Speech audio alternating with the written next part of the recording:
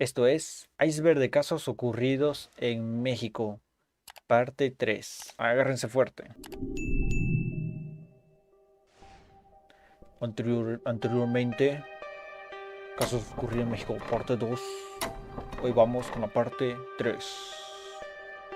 Ok, vámonos por la escala 1. Alejo Garza López, Luz Raquel Padilla, el niño del... Wow. Ok, vámonos por lo más simple, lo menos turbio. Allá vamos. Alejo Garza Támez. Malo como Don Alejo, fue un empresario y cazador. Este sí lo conozco. Tremenda historia. Este sí lo conozco. Sí o sí lo conozco. Todo el mundo lo conoce, diré. Tiene canciones, un cómic, tiene todo este. Cazador mexicano. Este Don sí lo Alejo se conozco. Don convirtió en Alejo. noticia al morir heroicamente después de sostener un enfrentamiento a tiros Sí. contra un grupo del crimen organizado que le Todo por querer exigía sus entregar tierras. su propiedad.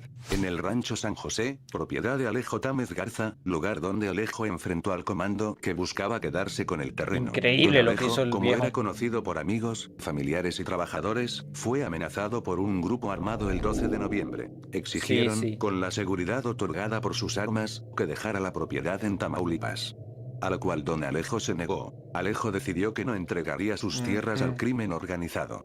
El sueño de su vida, fruto de trabajo, esfuerzo y entrega, sería defendido, en caso de ser necesario, con la propia vida. Era la madrugada del 13 de noviembre cuando aproximadamente una docena de sicarios apareció Ujú. en camionetas, armados hasta los dientes, para quedarse con el terreno de don Alejo. Las paredes Don fueron Alejo. destrozadas por más de 1000 balas de 5 diferentes calibres, de acuerdo con el recuento de la Marina, las Bien. ventanas quebraron y las puertas sucumbieron a las granadas. Garza Támez hirió a 2 y Cool. abatió a 4 de los delincuentes. Los marinos que llegaron para brindarle auxilio, hallaron a don Alejo Garza Támez en la puerta del baño de su cuarto, donde fue alcanzado por los criminales. Don Alejo Bien. Igual habría nomás. fallecido defendiendo su propiedad.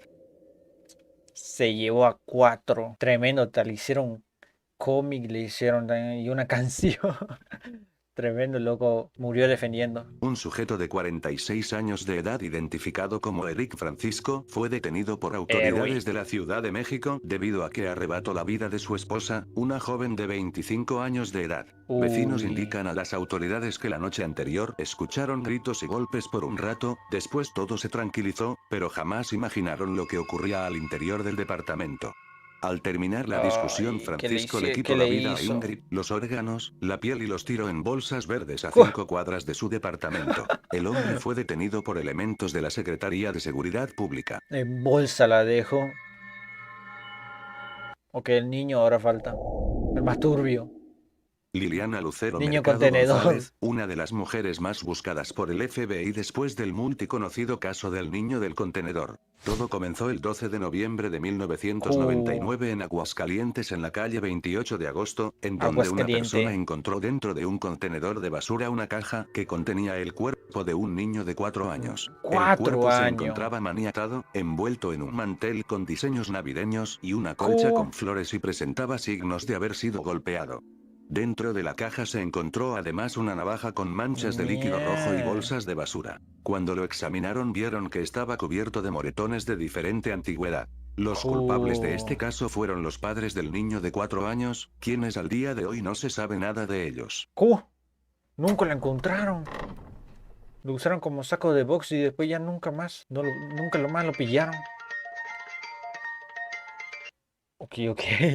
Escala 2. Mujer en metro. Resto de. Resto en casilla electoral. Dentro de casillas. Electoral, o sea, la caja para votar. Wow. Un 21 de diciembre, las cámaras de un metro captaron como un hombre se paseaba con una maleta pesada por el ya mencionado metro. Este Ok. hombre cargaba con él una maleta pesada que tiempo después la abandonaría en los pasillos. Las autoridades hallaron la maleta, adentro de ella se contenía el cadáver de una mujer descuartizada, la maleta se dejó abandonada Uy. en las escaleras de acceso a una estación del metro de Ciudad de México. La Secretaría de Seguridad Pública informó en un comunicado que el cadáver estaba acompañado de un narcomensaje que hacía referencia al grupo del crimen organizado La Familia Michoacana. Mía. Otro que se metió con la familia. Ok. De acuerdo a un reporte de la Ay, otra vez se pone lento la huevada. policía de Tijuana, alrededor de las 9:30, Resta en casilla. restos humanos fueron abandonados a unos 100 metros de la casilla 1431, dejaron unas bolsas con restos humanos en la colonia Terrazas del Valle. Además, unos 30 minutos después, la policía de Tijuana emitió un segundo reporte sobre restos humanos colocados dentro de una caja de madera en la casilla 1432 en la colonia Terrazas del Valle, justo a unos Cool. escasos metros de la otra casilla mencionada. Mierda. Y que lo dejaron para que se traumen. Ok, el último. Del Iceberg 2. Ah, no, ese era.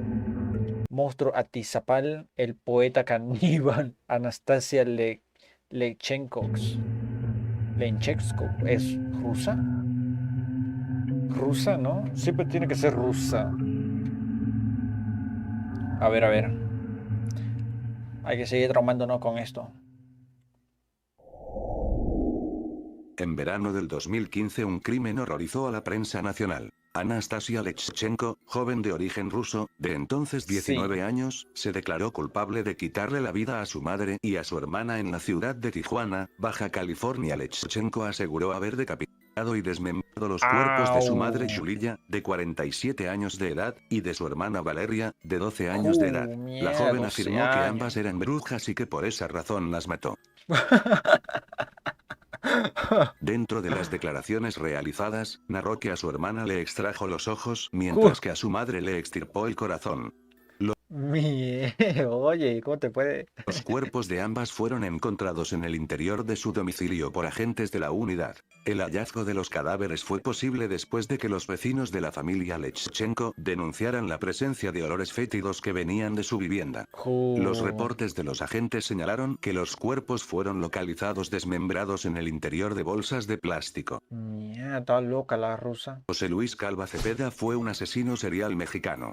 Conocido Poeta. posteriormente como el poeta caníbal, él pasó a la historia no por sus buenas obras, sino por ser uno de los asesinos seriales mexicanos más aterradores en la historia reciente de la Ciudad de México. José Ok. tuvo una infancia traumática. Su papá murió cuando él era muy pequeño, y su madre golpeaba a sus 6 hijos durante años. Uy, Además, con lo obligaba a razón. decirles papá a todos los hombres que llevaba a casa. Cuando José Luis tenía 7, sufrió abuso sexual de parte de un adolescente de 16 años. A los 12 su madre, Más quien siempre traumado lo lo maltrató dejaron. física y psicológicamente, lo corrió de casa y comenzó a vivir en la calle. Lo que convirtió a un feminicida serial fue el hecho de que arrebató la vida de 3 mujeres. La detención del Lo caníbal volvieron ocurrió el loco. 8 de octubre de 2007, acusándolo de canibalismo y triple homicidio. Las autoridades mexicanas lo atraparon en su casa después de que la familia de su pareja, Alejandra Galeana Garavito, de 32 años y madre de 2 hijos, denunciaron su desaparición el 5 de octubre de 2007. Además, los vecinos reportaron un olor insoportable en el edificio. Ay, Cuando no. los policías entraron, encontraron el tronco de Alejandra en un closet. Otras partes de su cuerpo, cortadas en trozos, fueron halladas en el refrigerador. También encontraron su antebrazo recién frito en una sartén. Calva Cepeda murió el 11 de diciembre de 2007, tras presuntamente quitarse la vida en una celda de la cárcel usando un cinturón. Sin embargo, existen dudas sobre si José Luis Calva Cepeda se quitó la vida, ya que según declaraciones de su hermana, al reconocer el cadáver, Calva Cepeda presentaba marcas de tortura de parte de los internos. También confesó que el posiblemente cinturón con el que su hermano había sido no era encontrado de él. no correspondía al de él. Posiblemente. Mierda, mano fritada. Ok, siguiente escala. Ah, no, Mendoza sigue. vivía en Atizapán, México, desde la época de los 80. En algún Los momento de su 80. vida tuvo una carnicería, pero ya llevaba un tiempo en que se dedicaba a hacer activismo en su barrio e invitaba a las personas a exigir mejoras en la infraestructura. Fue Ok. capturado en el municipio de Atizapán de Zaragoza, en el Estado de México, el 15 de mayo del 2021, cuando se encontraba con el cadáver descuartizado de una mujer de 34 años, quien fue identificada como Reina González, que había sido reportada como desaparecida un día antes de la detención. La detención se logró gracias a un policía identificado como Bruno Ángel, quien acudió al domicilio del multifeminicida para buscar a su esposa. La mujer habría acudido al lugar para comprar refacciones de celular que vendería como una forma de ganar dinero para su familia. Sin embargo, nunca regresó a su casa. El policía encaró al hombre de 72 años y luego de entrar a la fuerza a su domicilio, encontró en el sótano a su esposa desmembrada sobre una mesa, en donde además, había cubetas, Uy. ropa de mujer, libretas y rastros de sangre seca. Tras su detención, los Mierda. vecinos que lo conocían declararon que era una persona muy tranquila ya que incluso llegó a ser presidente del Consejo de Participación Ciudadana de su colonia, y posteriormente se dedicó a trabajar como carnicero. Tras un cateo realizado en el domicilio ubicado en la colonia San Miguel de dicho municipio, se encontraron al menos 19 cuerpos, de los cuales 6 fueron identificados. El monstruo de Atizapán declaró que solía comerse a sus víctimas y que también guardaba cabello y los rostros de las mujeres. Su primera víctima fue identificada Mierda. como Norma Jiménez, una mesera a quien cortejó en 2001 y que llevó a su casa a base de engaños para arrebatarle la vida. Ni ella hacía eso todos los años. Ni tuvo que ser viejo. Ok. Ok, lo más feo ahora aquí ya viene. Morelia, 15 de septiembre, domingo negro, penal, Topo Chico. Topo Chico. Ajá. Ok, aquí ya vienen los turbios como para traumarse. Allá vamos. Las últimas 2 escalas. Vamos. 15 de El septiembre. 15 de septiembre del 2008 México vivió uno de los peores atentados que ha dejado el grupo organizado a lo largo de su historia de violencia y sangre en el país. Uy, 2 otra granadas de vez. fragmentación fueron detonadas entre la población que celebraba las festividades patrias en la plaza principal de Morelia. El atentado, que se atribuyó oficialmente al cartel de la familia michoacana, dejó un saldo de 7 personas fallecidas y al Mierda, menos lanzaron. 132 hombres, mujeres y niños que resultaron con lesiones graves. Algunos de los lesionados perdieron una o hasta 2 de sus extremidades. Lanzaron granada. Mierda, oye. El 26 de septiembre de 1999, un depósito de fuegos artificiales y Uy, pólvora ese ya es almacenados peor ya. clandestinamente explotó en la ciudad mexicana de Celaya, generando posteriormente otras 2 explosiones en cadena que terminarían generando un saldo total de 72 muertos y 358 heridos. Los máximos de los heridos sin unas extremidades de su cuerpo. Ujú. A ver, de nuevo. 2 explosiones explotó en la ciudad mexicana de Celaya, Ok. generando posteriormente otras 2 explosiones en cadena que terminarían generando un saldo total de 72 muertos y 358 heridos. Los máximos de los heridos sin 72. unas extremidades de su cuerpo. Solo mitad no han pillado. El penal de Topo Chico. Fue una prisión Topo estatal Chico. inaugurada en 1943 tras 76 años de operaciones, fue cerrada definitivamente el 1 de octubre de 2019. Ay, que Esta pillaron. cárcel, que tiene su origen en el año de 1943, ha sido el escenario de motines, secuestros, enfrentamientos, riñas y de la que es considerada la mayor matanza en un penal mexicano. Un enfrentamiento entre grupos antagónicos de Topo Chico dejó un saldo de 49 muertos, 5 de ellos calcinados. Meses después de que esto ocurriera, en junio de 2016 se registró un intento de motín, en el cual perdieron la vida 3 personas y más de una decena resultaron heridas. Los Zetas mostraron el control que mantenían sobre el Topo Chico desde el 2010, pues antes disputaban el control del cártel del Golfo. Para mostrar su poder dentro de prisión, el 31 de diciembre de 2010, sicarios sacaron de la prisión a una presa, Gabriela Muñiz Támez, apodada la Pelirroja, y la colgaron en un puente peatonal de una importante avenida de Monterrey, debido a que era la novia de un capo del grupo rival, el cártel del Golfo. ¡Ay, tan loco! Tenía el control esto. Y sigue, ya puede sacarse un museo, Suerte que ya no está en uso. ¿Ese fue el más turbio, en serio? Iceberg, caso ocurrido en México. Parte 4. Anteriormente ya hemos visto la parte 3. Tercera parte en la descripción. Allá vamos. Último iceberg. Último iceberg. Pom, pom, pom, pom, pom. Escola 1, el niño de las maquinitas, Juan Manuel, el perro Scooby, el perro con cabeza humana. Wow. Ok, empezamos fuerte con niños y animales. Lo más turbio que te puede ocurrir. Ah, echada en vivo está aquí este. En Veracruz, un niño de 11 años estaba jugando con sus amigos a las maquinitas hasta que el niño perdió. Esto hizo que se enfureciera con su amigo. El chico se fue a su casa. Ok. Cuando fue a su casa, agarró el arma de su papá y fue de regreso a No. donde su amigo y le quitó la vida.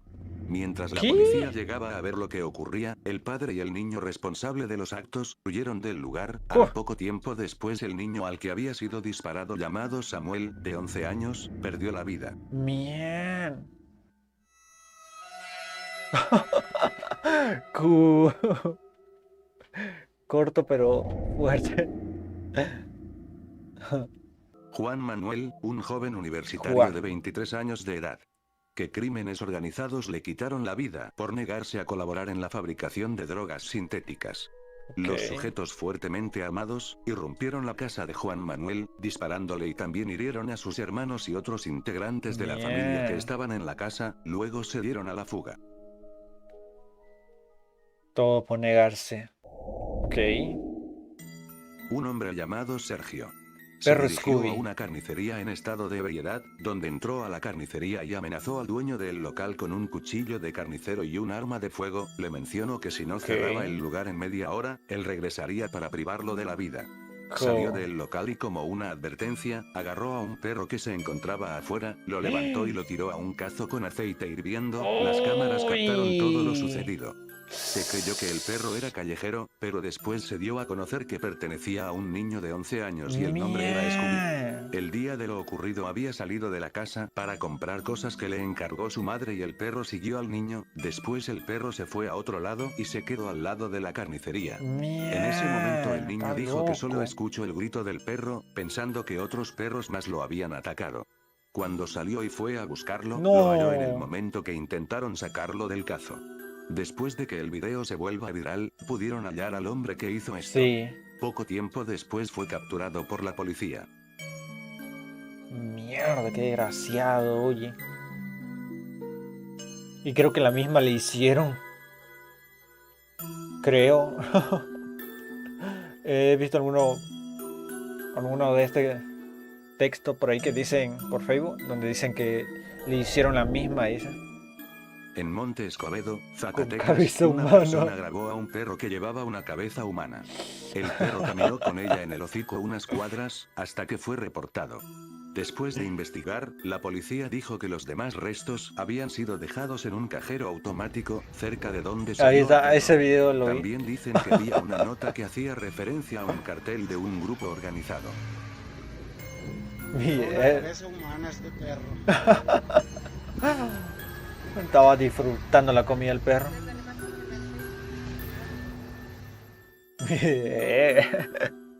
Posiblemente sea del crimen organizado. Posiblemente. Escola Ana Carolina José Jesús López. La Mocha Orejas. Caníbal de la playa del Carmen. Déjenlo con su hueso. Con su hueso redondo. XD. No te rías. No te rías. Aunque sí dio gracia. No te rías. Ok, allá vamos. Parte 2. Escala El 2 Mocha diré. Orejas. A mediados de la década de los 90, escuchar el Mocha Orejas. Apuesto. Cortado la oreja y se hacía collares. nombre de Daniel Arizmendi era uno de los más temidos por el país mexicano. A este secuestrador se le conocía como el Mocha Orejas por su modus operandi, que consistía en mutilar a sus víctimas y enviar partes de su cuerpo, comúnmente una oreja, a sus familiares, para exigir un rescate. Para sus víctimas. Para aportar a sus familias para que ganen dinero. El Mocha Orejas operaba con una banda compuesta principalmente por su familia. Entre 1995 y 1998, el Mocha Orejas y su banda raptaron a 30 empresarios de gran perfil. Arizmendi fue capturado el 17 de agosto de 1998 y el 22 de agosto de 2023 fue sentenciado a 393 años en prisión. Lo dice el que no para de reír. Ok, ok. No sé, lo agarraron en el 98 y de risa en este 2000 en el 2023 lo condenaron a más de 100 años, creo que dijo. Jas y su banda raptaron a 30 empresarios de 30, gran ok, perfil. ok, ahí. Arizmendi fue capturado el 17 de agosto de 1998 Sí, en el y el 98. 22 de agosto de 2023 fue sentenciado a 390. Uy, pasó más años, pasó ahí hasta que le piden su sentencia. En el 98 la agarraron, después en el 2023 de Ricendi que ya le dieron su sentencia. Un poco tarde, ¿no? Muy tarde se lo han dado su sentencia al amigo. 33 años en prisión. 300 años, ¿eh? Fusílenlo de una vez ya, si ya no lo quieren Siento ningún remordimiento. ahí en la cárcel. Siento mucho remordimiento por mi familia. ¿Qué? ¿Qué? 193 años en prisión. ¿Qué dijo? Y hacia sus familias no siento ningún remordimiento. Siento mucho remordimiento por mi familia. No siento remordimiento por la familia de ellos, pero sí por el de él. ¿Qué? Referencia al TED 2. Uy, tan loco. Uy. Ay, México, ¿qué te pasa? Ni aquí pasan esas cosas. En el 98, 2023, Ricendi que la da su sentencia. Adolescente psicópata.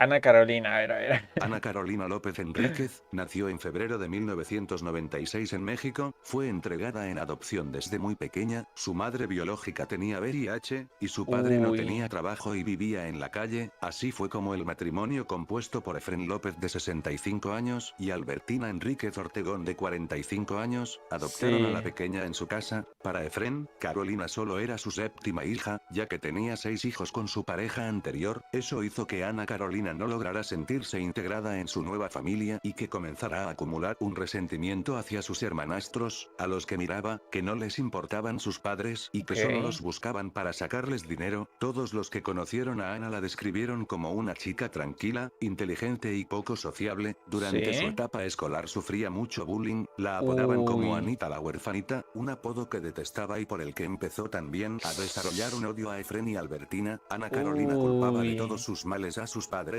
aunque estos la consentían con regalos, ¿Cómo? cenas caras, viajes y todo tipo de caprichos. Llevaba una vida de lujo y nunca le negaba nada. Aquella apariencia inofensiva de Ana Carolina What? escondía un carácter malcriado que descargaba con sus padres, les gritaba, peleaba con ellos sin sentido alguno, incluso se volvió muy cruel hasta con su perrito. Antes estos hechos, Miau. Efrén y Albertina Está tomaron la loca. decisión de enviarla a un internado en Estados Unidos, pero antes le concedieron un último viaje en Venecia. Ana Carolina Uy. empezó a hacer un plan para eliminar a sus padres. Ay, Necesitaba no. salir de la supuesta jaula de cristal en la que se encontraba y ser libre, con el que llevaba pocos meses de relación. En busca de ayuda para este crimen, los padres de Carolina desaprobaron aquel Ay. noviazgo y le prohibieron a su hija seguir viendo al chico. Al plan macabro también se unió un amigo del novio, Mauro Alexis Gómez. No. Lo pactado era que si el plan salía bien, Mira Ana esa Carolina cara. cobraría la herencia para poder casarse con José Alberto y comprarse una casa juntos. El viernes 3 de mayo del año 2013 fue la fecha que eligió Ana Carolina para acabar con la vida de sus padres. Ana sabía perfectamente que su padre jugaba a los bolos toda la tarde hasta Hija la del hora minito. de cenar, por lo que podría empezar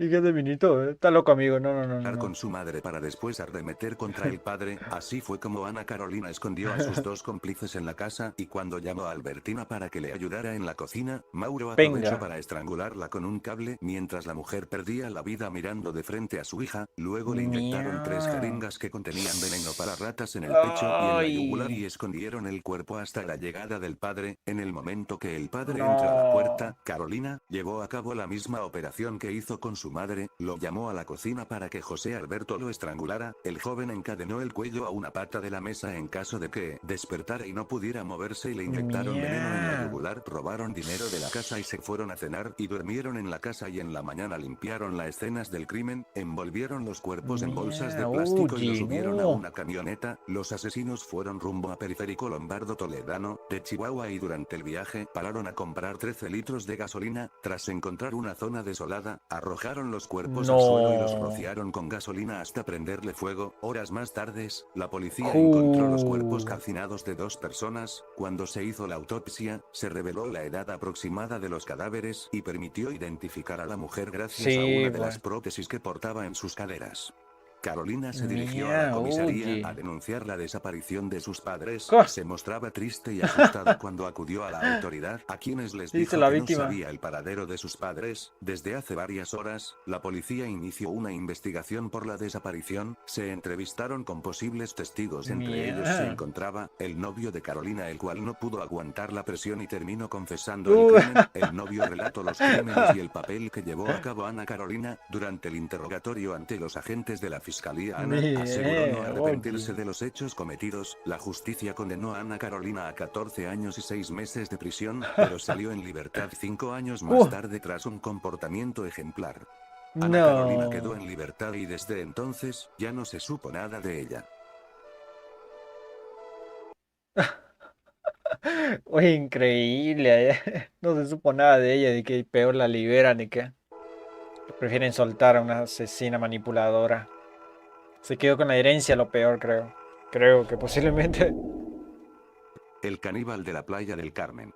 Gumaro de Otro. Dios García nació y creció en Cárdenas, Otro que le gusta la Tabasco, y comida. personas que fueron cercanas a él durante su infancia Ay, pero huevada. También pues 5 años y que nomás. Pero no dijeron qué pasó con otro. Posiblemente también ya habrán salido, pero lo habrán soltado y como si nada. Platán es su esplendor. relatan que desde muy pequeño, Sí. Gumaro tenía comportamientos muy extraños, solía ser muy exclusivo con sus emociones y le costaba mucho trabajo relacionarse con las personas. Había días en donde Gumaro decía que era niña y se comportaba como tal, lo que hizo más What? difícil este proceso de hacer amigos, pues ahora también recibía burlas. A la edad de 6 años, sufrió un abuso sexual de parte de un familiar y su comportamiento Uy. a partir de este punto se ve muy trastornado. Sin embargo, su familia jamás le dio la importancia suficiente y durante Ay, sus eso es lo años de peor. adolescencia comienzan sus problemas con las adicciones, alcoholismo y una severa depresión y ansiedad. Nunca. Con el tiempo Siempre fue es la familia. desarrollando esquizofrenia, también tenía relaciones sexuales con una yegua, se empezó a sentir muy atraído por los animales. A Gumaro lo enlistan en el ejército, se va un tiempo, no funciona, regresa a casa y regresa peor, era más violento. Al poco de haber vuelto, abusó de su sobrino de 1 año, el bebé se pone muy grave, la familia se da cuenta, Un pero a ellos año. no se les pasaba por la cabeza de quién habría sido capaz de hacer eso. Todo esto pasó en el 2000, y ese mismo año detienen a Gumaro. Cuando se lo estaban llevando, Gumaro pensó que es por el abuso que cometió y él lo confiesa, y ahí es cuando la familia se da cuenta de quién fue el que cometió eso. Sin embargo, el día que Gumaro se va detenido, no era por esto. Resulta que Gumaro se había metido a un centro comercial y las cámaras del lugar lo captaron robando. Gumaro pasó solo 1 año detenido, se desconoce por qué fue tan poquito tiempo, pero al salir se mudó a Chetumal. En el año 2004, un hombre que parecía pescador, se estaba burlando de Gumaro, y este sujeto tenía un machete en mano, que seguramente era su herramienta de trabajo. Gumaro pierde la cabeza por completo y le arrebata el machete al señor, se lo clava y le quita la vida. Lo dejó allí tirado y escapó. Gumaro también tenía esquizofrenia y todas las noches se le aparecía al señor que Gumaro le quitó la vida, después escapó y empezó a vivir dentro de una construcción. Amigo, estás loco. Al poco tiempo Gumaro conoció a un brujo, al que le promete que le va a quitar la vida a 3 personas. Gumaro estaba completamente loco, pensaba que al hacer esto, se iba a quedar con la energía de sus víctimas y esto lo haría más fuerte. No. Durante este periodo, ¿Cómo le vas a Gumaro creer conoce a al Raúl González, brujo? un chico de 19 años, se vuelven amigos y con el pasar del tiempo terminan siendo amantes, se mudan juntos a un lote abandonado en Chetumal, Playa del Carmen. No trabajaban, ambos tenían adicciones muy fuertes, pasaban sus días alcoholizados, comenzaron a asaltar, a robar y en algunas ocasiones a vender su cuerpo. Raúl le debía 500 pesos a Gumaro, 500 pesos que Raúl se había gastado y ya no tenía. ¿Qué es Una noche eso? Gumaro llega a casa Un día y le nomás cobra el esta dinero a Tamaulipas. Raúl. Al darse cuenta que Raúl no podía Iztapaluca, pagarle ¿eh? ese dinero, ata a Raúl dentro de la Sí, habitación Iztapaluca. y lo somete a torturas durante toda la noche. Gumaro pierde la razón e empieza a experimentar sensaciones placenteras, los golpes eran cada vez más duros y de pronto sacó un ladrillo que empieza a estrellar en la cabeza de Raúl. A pesar de que su cabeza estaba completamente aplastada y pegada al suelo, el cuerpo de Raúl seguía moviéndose. Así fue como Raúl Se agonizó comió a hasta su morir. amigo. Gumaro lo fileteó, picó unas verduras, preparó un caldo, también calentó tortillas y finalmente terminó comiéndose a Raúl en tacos. Pasaron unos días en los que Gumaro había estado alimentándose de su pareja. Gumaro invitó a un vecino a su casa, pero no se sabe con qué intención. Sin embargo, este vecino, al entrar donde vivía Gumaro, se percata de un olor bastante fétido, le da mucha curiosidad y revisa más al fondo de la casa de Gumaro, donde se encontró con el cuerpo de un hombre esparcido por toda la casa. Habían extremidades y el piso estaba Mierda, completamente lleno de oye. sangre. Esta escena horrible es lo que le hace salir corriendo de allí, y al siguiente Mierda, me lo día llegan imagino. 8 agentes de la policía, entran a la casa donde vivía Gumaro y se encuentran con una Una escena masacre, perturbadora. güey. Gumaro estaba sentado, mientras abrazaba el torso de su examante, sin cabeza ni extremidades, y así es como se lo llevan detenido. Gumaro en ningún momento mostró arrepentimiento y hasta dijo que la carne había estado deliciosa. Ya dentro de prisión en 2004, todos los presos le tenían miedo, pues Gumaro en repetidas veces decía que extrañaba el sabor a carne humana, y que se iba a comer a alguno de sus compañeros de prisión. Y no solo eso, él se arrancó su propia oreja y se la comió. En 2007, lo trasladan como enfermo mental a un centro de readaptación social. En 2008, lo regresan a prisión y lo aíslan de todos los demás reos. Le detectan esquizofrenia paranoide y Gumaro afirmaba que no se había comido solo el cuerpo de su pareja Raúl, sino también su alma. Descubren que tenía SIDA y en el 2012, a los 34 años, murió enfermo. Oye, qué loco. Más loco que he escuchado. Ya la siguiente noche fue que dije, yo lo voy a bajar a este vato, yo voy a comerlo, yo no tengo comida. Lo maté y después que lo maté me lo comí. Le hacían bullying, se volvió pareja de un brujo que decía que iba a matar gente, mató, se lo comió, se enamoró, se enamoró del tipo, lo mató, se lo comió, lo abrazó con la mitad de torso sin brazos, sin pierna. Mierda, oye. No me ignore. El caníbal de Tecamac. José Tranquilo, de Jesús amigo. López Bautista. Un ex policía federal de 34 años. Su esposa Esther Alicia Castro de 36 años y sus hijas Alessandra de 5 y Lorena de 1 año. Ay, qué La loco. pareja se habían conocido 7 años atrás, cuando Esther vivía en Sonora con sus padres y decidió irse a vivir a la Ciudad de México con su novio. Juntos Se lo comió en los dos sentidos. se mudaron de casa y tuvieron 2 niñas. Todo parecía normal, o eso es lo que se dejaba ver afuera, porque Sí. adentro de su casa no estaba nada bien, o eso se concluye después de lo que sucedió. Hay varias versiones en este crimen. Unos dicen que la noche del 31 de diciembre, José armó una pelea en una fiesta familiar y obligó a su mujer e hijas a irse del lugar.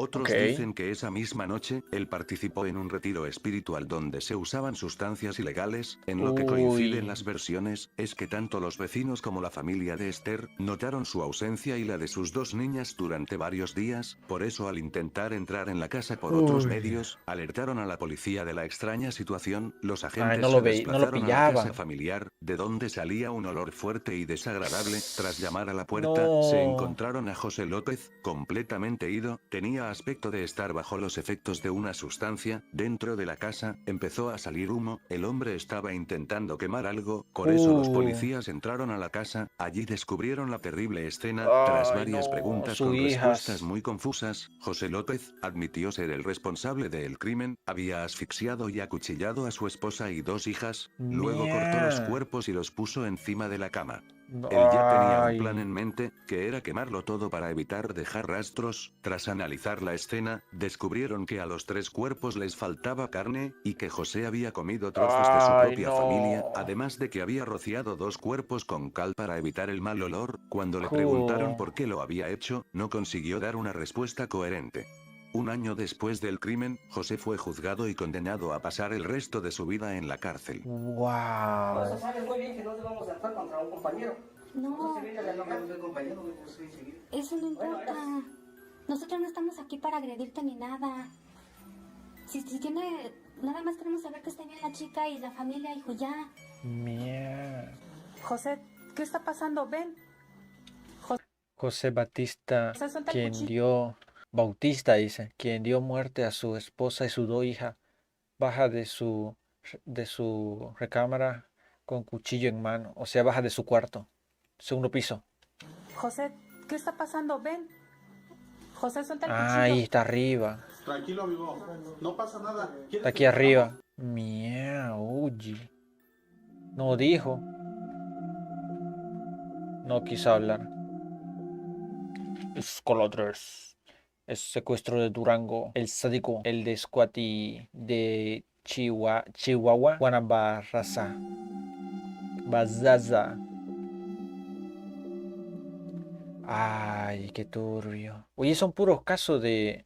La mayoría son casos de caníbales, no son de otras cosas del crimen. Eso posiblemente sea más turbio que los otros. El Sádico.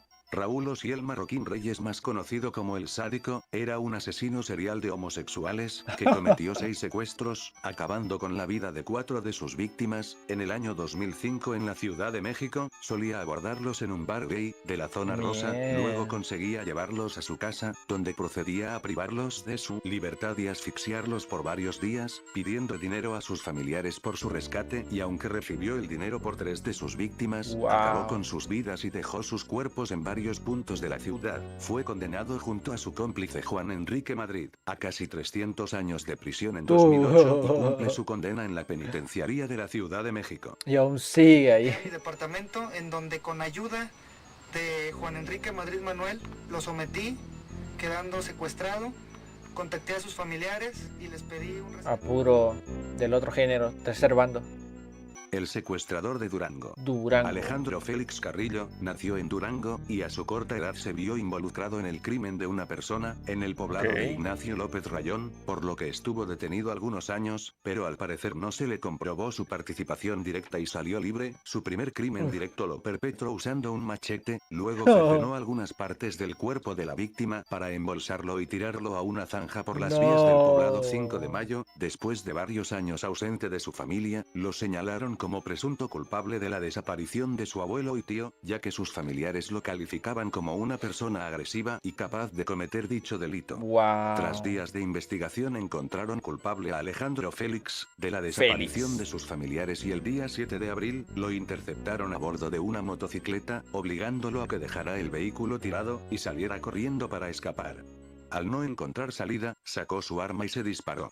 Unas horas más tarde, encontraron en la casa de Alejandro, sepultados, los cuerpos de su abuelo y de su tío. Presentaban golpes contusos, heridas por arma blanca y a uno de ellos se le miraba una herida de bala. Solo pudieron detener a su amiga Flor Angélica, que confesó ser cómplice de Alejandro y que ella se encargaba de hacer llamadas a la familia del abuelo y tío de Alejandro, para pedir un rescate de 500.000 pesos, sin saber que los familiares ya estaban sin vida. Ok, al menos no se los comió.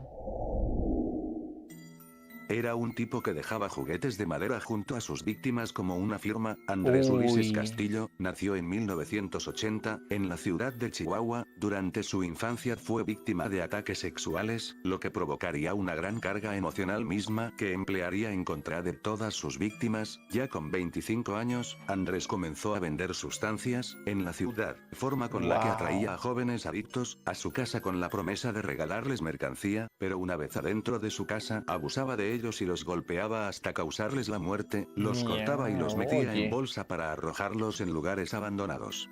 Según las investigaciones, la primer víctima de Andrés fue Ernesto Olivas, un sujeto de 22 años, a quien conoció en un bar donde le ofreció sustancias ilegales. Después se dirigieron a su casa y una vez que estaban bajo los efectos, Andrés lo agredió, lo atacó y lo golpeó hasta quitarle la vida. Finalmente lanzó los restos en una casa abandonada y a un lado dejó un triciclo para niños. El 13 de diciembre del 2015, su nueva víctima fue Daniel Alfonso Rodríguez. Su cuerpo presentaba heridas de arma de fuego y fue cortado. A un lado de su cuerpo se encontraba la otra parte del triciclo que fue abandonado en el primer crimen.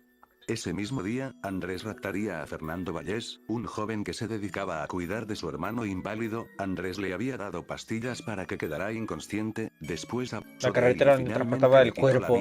El hermano de la víctima, identificado como Jesús, pidió ayuda de las autoridades afirmando que la última persona con quien estuvo su hermano fue con Andrés, por lo que la policía acudió a su domicilio. Fue el 18 de diciembre cuando las autoridades ingresaron al domicilio del agresor. Encontraron el cuerpo de Fernando debajo del piso de una habitación, Andrés había hecho una fosa donde colocó el cuerpo y cubrió con rocas y cemento. Las autoridades lograron detener a Andrés. El 6 de enero del 2016, este confesó 12 crímenes, pero se cree que André habría cometido más de 20, sin embargo el consumo de estupefacientes habría provocado que no recordara el total de sus víctimas. Expertos señalan que los triciclos de juguetes que dejaba a un lado de sus víctimas fue para representar regalos que él pudo haber recibido de niño cuando sufría los abusos.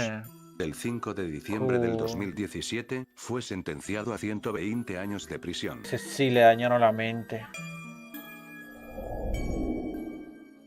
Juana Barraza.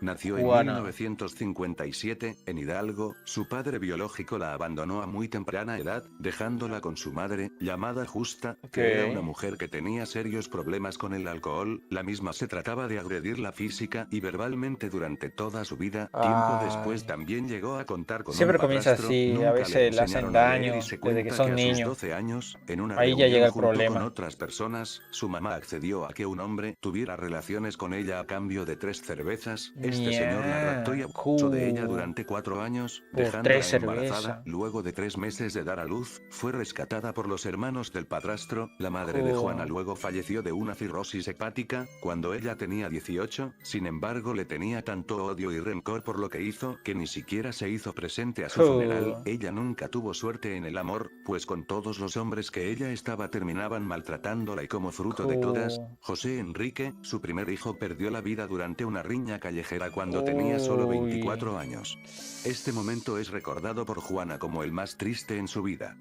Juana lo recuerda como el momento más triste de su vida. Luego de tener una serie de empleos le remuneraban lo suficiente, ella lograría encontrar un trabajo como vendedora de palomitas de maíz, en arenas de lucha libre. Allí descubrió que este deporte le apasionaba y logró conocer a un grupo de amigos que la motivaron a formarse como luchadora profesional, haciéndose llamar como la Dama del Silencio. Su alta estatura y su fuerza física la beneficiaron en el ring, y de cierta forma esta actividad la ayudaba a desahogarse de todo ese rencor y sufrimiento por el que había pasado, pero desafortunadamente en una de las luchas, ella se lastimó la columna y al acudir al médico, el especialista le dijo que podía quedar inválida, por lo que decidió retirarse del cuadrilátero. Sin embargo, siempre acudía a estos eventos como espectadora. A inicio de los 2000, a falta de dinero para mantener a sus hijos, Juana se vio desesperada y al ver a varios ancianos que vivían por su zona de residencia, se le pasó por la cabeza un macabro plan: robarle a estas indefensas personas de la tercera edad. Ella se vistió de blanco y se hizo pasar por enfermera pública para poder acceder a las casas en donde estos vivían solos. Al ganarse sus confianzas, ella les sacaba todas sus pertenencias. Estos crímenes poco a poco fueron tornándose más oscuras, puesto que ella, aparte de hurtar, comenzó a acabar con la vida de esta gente de formas macabras, agrediéndolas a mano o utilizando objetos punzocortantes. De acuerdo con distintos estudios psicológicos, se dice que Juana realizaba estos terribles actos ya que asociaba a las ancianas con su madre, a la cual ella odiaba. La policía comenzó a realizar una búsqueda y debido a su perfil se llegó a pensar que era un hombre que se vestía de mujer, por lo que desviaron su atención a gente con esa característica, algo que hizo que el proceso fuese más lento. Por eso Mientras que la tardaba. investigación seguía, Juana no dejaba de asistir al cuadrilátero, pasando totalmente desapercibida como parte del público. Ya para el 25 de enero del 2006, fue capturada huyendo del lugar de la última de sus víctimas, Ana María Los Reyes, de 89 años de edad. En ese momento ella confesó de haber acabado con la vida de esta y 3 ancianas más, pero negó estar implicada en más casos. Juana fue juzgada en el 2008, finalmente fue sentenciada a 759 años de prisión. 700. No, ya está. Se la acabó ahí. De 759 años y 17 días de prisión. Toda su vida. Ok, vamos por la escala ahora, las 2 más turbias. Escala 4. El pozolero, explosiones de Guadalajara, el trenazo, Felicitas Sánchez. Ok, aquí ya para traumarse, aquí ya es. Atentos. Agárrense fuerte que se viene. El pozolero. Pozolero. Santiago Meza, mejor conocido como el Pozolero, parecía un hombre con apariencia pacífica, vivía en una finca de la frontera de Tijuana, allí se dedicó a disolver en tambos llenos de soda cáustica, tenía una receta muy peculiar, dejaba hervir la mezcla en fuego por 8 horas con el cuerpo dentro, lo poco que no se quemaba como los dientes, uñas, pedazos de hueso, los llevaba a un terreno baldío donde los quemaba con gasolina, confesó que durante 9 años realizó esta actividad, 9 mencionó que años. fueron alrededor de 300 cuerpos, todo por órdenes de alias El Teo, quien trabajó para el crimen organizado, algunas estipulaciones señalan que fueron más de 600 víctimas. Un par de semanas ingresó al predio por invitación de un grupo de periodistas. Wow. Más de 600 posiblemente fueron. Felicitas Sánchez. El 8 de abril de 1941, un grupo de plomeros y albañiles habían acudido a reparar una obstrucción de drenaje en un edificio, después de haber roto el piso para tener acceso a las tuberías. Al levantar la tapa se encontrarían con un olor putrefacto, con gasas, carne, vendas y algodones ensangrentados, los cuales emanaban un olor insoportable. Para aquellas personas no fue difícil dar con el paradero de Felicitas, así que de inmediato avisaron a las autoridades. Cuando la policía llegó al departamento de Felicita, al abrir la puerta se encontrarían con un altar lleno de agujas, ropa de niños, un caneo y varias fotografías de menores. Resulta ser que Felicita había sido enfermera, por lo que tenía conocimientos relacionados con los partos. Esto fue lo que le generó una oportunidad de negocio, así que abrió una miscelánea, llamada La Quebrada, lugar donde además de vender pan y tortillas, realizaba abortos clandestinos, los cuales desechaba por el retrete. Ella recibía a infantes para después encontrarle una nueva familia. Por tal cantidad de dinero, se calcula que sus víctimas ascienden a más de 50, los cuales tiraba por el retrete. Felicita había huido con su amante, sin embargo fue capturada y enjuiciada. Pero su marido pagaría la fianza de 600 pesos, que le impusieron y saldría en libertad, pero para ella la culpa y el rechazo a la sociedad ocasionó que ese mismo año se quitara la vida. Pero eran abortos, pues. Ilegal, claro que está prohibido, pero... Wow, también, pues. El trenazo. El accidente ferroviario en Saltillo, mejor conocido como el trenazo de Puente Moreno, el 5 de octubre de 1972, un tren que llevaba entre 1000 pasajeros, se descarriló a la altura del Puente Moreno, a unos kilómetros de Saltillo, donde más de 200 personas perdieron la vida, y se desconoce con exactitud cuántas terminaron heridas. 200. No se pilló, no se pudo encontrar, no se pudo contar cuántos eran los heridos, pero sí los fallecidos. La explosión de Guadalajara. La gran tragedia de las explosiones en Analco, Guadalajara, sucedió el 22 de abril de 1992. Días antes del accidente, vecinos alertaron a Protección Civil de que algo estaba mal, todo el barrio apestaba a gasolina, salía humo de las alcantarillas. Protección Civil fue a ver la zona y se dieron cuenta de que había gasolina mezclada con aguas negras, pero les pareció muy normal y dijeron que no había necesidad de evacuar. El asunto empezó con una tubería de Pemex que estaba muy cerca del drenaje. Por el efecto del roce de metales de la tubería, se hizo una fuga que empezó a llenar todo el alcantarillado de gasolina. Debajo de la calle había un río de gasolina. Pensaban que no había tanto problema porque la gasolina circulaba con el agua y que no se acumulaban los gases. A alguien se le ocurrió meter el metro en ese mismo lugar. En vez de repararlo, pensaron en cómo desviar el río de gasolina y heces para que entrara la nueva línea de metro. Fueron unos ingenieros para que desviaran el drenaje. El problema de todo esto es que movieron los líquidos pero no los gases. Entonces, al empezar la obra se llenaron todas las coladeras de gases de gasolina. El 22 de abril, con una temperatura de más de 36 grados, cualquier cosa pudo haber encendido la gasolina acumulada. Volaron las tapas de las alcantarillas, el pavimento se levantó, camiones y coches salieron por los aires. Se creó una zona de desastre como nunca se había visto en la capital de Jalisco. Fueron 8 kilómetros de calles destruidas, 100 escuelas quemadas, se levantó para arriba. 142 casas pulverizadas. Ya son varios años y nadie ha sido responsabilizado directamente por esta tragedia. Mierda, todo se destruyó. Ok, ese es el último. El último del iceberg. Wow. Listo. Ya tengo algo para subir al canal. Y algo muy turbio, oye. ¿Cómo que aplausos? ¿Cómo que aplausos? ¿No viste que pasaron cosas turbias y tú te pones a aplaudir? Aplauso por el contenido XD. Sí, sí, muy bueno su video, oye, pero muy turbio.